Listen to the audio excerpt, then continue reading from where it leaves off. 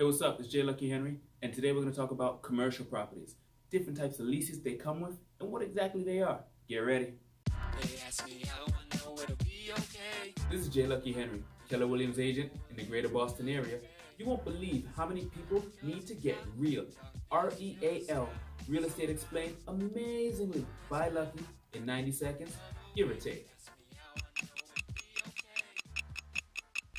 Welcome back. It's J. Lucky Henry. Today we're talking about commercial properties. So, according to Investopedia.com, a commercial property is a property used exclusively for business purposes, right? So, not necessarily for living.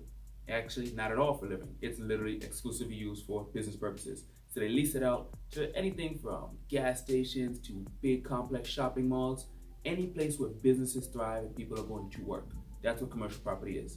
Now, how do you get a commercial property? Like I just said, you lease them out. You can lease it from 1 year to 10 years or more, 99 years, right? I'm pretty sure that's like the cap, 99 years. I mean, I hope I live to 99 years old. That'd be cool.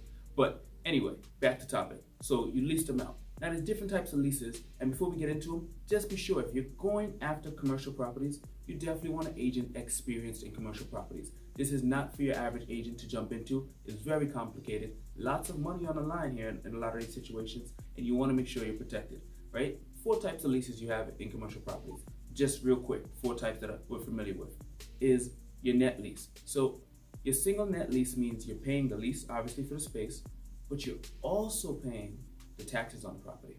Now, you also have what's called a double net lease. That means you're paying the taxes and the insurance and your lease. They should call it triple because you're like paying 3 times. But they have something called a triple, and that means you're paying your lease, you're paying the taxes, the insurance, and the maintenance on the property. Now, I know what you're thinking, that's gross. Why wouldn't the landlord pay for these things? Well, they have something called the gross lease as well.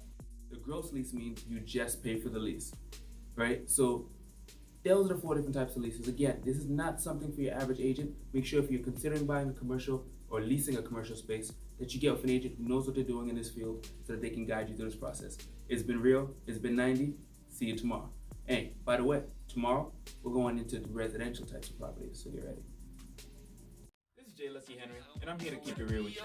Whether you're looking to buy, sell, or invest in real estate, call or text 978-712-0244 and make sure you subscribe to my channel for more.